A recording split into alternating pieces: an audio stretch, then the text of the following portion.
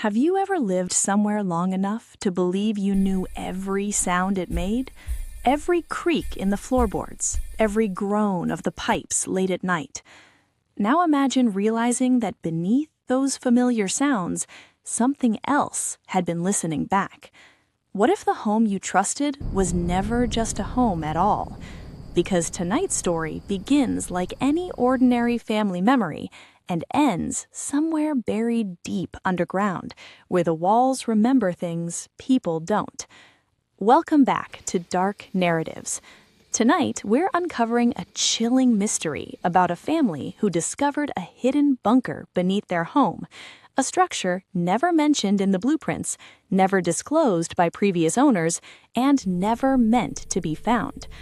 This isn't just a story about a secret room. It's about what happens when the past refuses to stay buried, and what some people will build underground to protect themselves or hide their sins. The house sat in a quiet suburban neighborhood, the kind where kids ride bikes until sunset and neighbors wave but never really talk. The family had lived there for almost 6 years, 2 parents, 2 children, a normal life. At least on the surface. It started with sounds, soft ones at first, a dull thud beneath the floor late at night, a vibration that didn't feel like plumbing or heating, something heavier, slower, intentional. The father assumed it was the foundation settling. The mother blamed old construction. The kids joked that the house was breathing. The jokes stopped when the sounds began following a pattern. Always around 2:17 a.m., always beneath the same corner of the house, the hallway closet. Then came the smell. Not rot, not gas, something metallic, stale, like air that hadn't been touched by sunlight in decades. That was when the house stopped feeling empty. One Saturday afternoon, the father cleared out the hallway closet. Boxes, coats, old shoes, gone. The floor beneath looked wrong. The wood panels didn't align with the rest of the house. The nails were newer. Someone had replaced this section, carefully, deliberately. When he pried the panel loose, cold air rushed out. Not just cold, old. Under the boards was a steel hatch. No lock, no markings, just a recessed handle, worn smooth, as if it had been used many times. The city had no records. The previous owner's number was disconnected. Against better judgment, they opened it. A ladder descended into darkness. The temperature dropped instantly, and from below came a smell that no house should ever have, the unmistakable presence of human activity. The bunker was larger than the entire first floor of the home.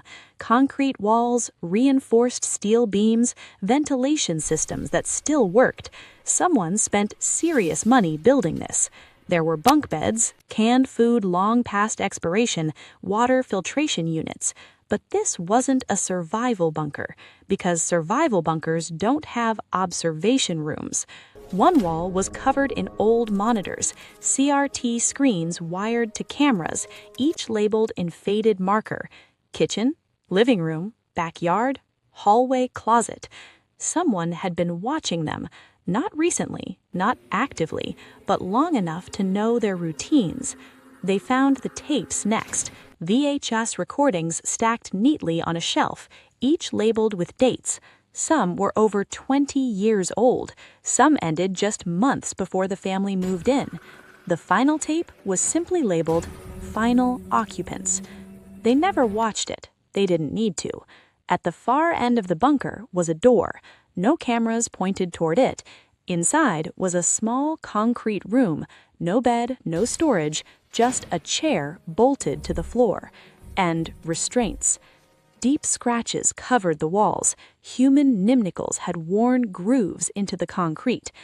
Police were called. Investigators confirmed the bunker predated the house, built illegally decades earlier. No missing persons cases matched. No bodies were ever found.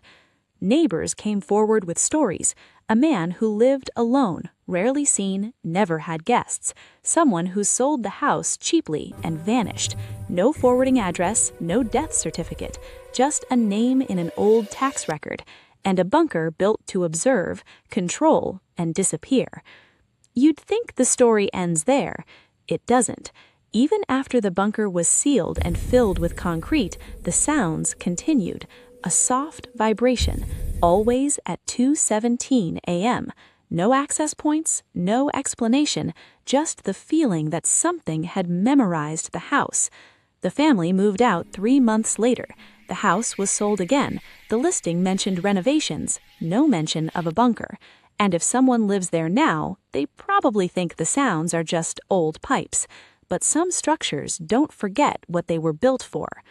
Tonight, you heard about a house that wasn't just shelter, but a surveillance post, a place where someone watched lives unfold from beneath the floor. And the most chilling part isn't what was found, it's what was never explained. If this story made you listen a little closer to the sounds around you tonight, then you already understand why dark narratives exists. Some houses aren't haunted by ghosts, they're haunted by people who never really left. Sleep rightly.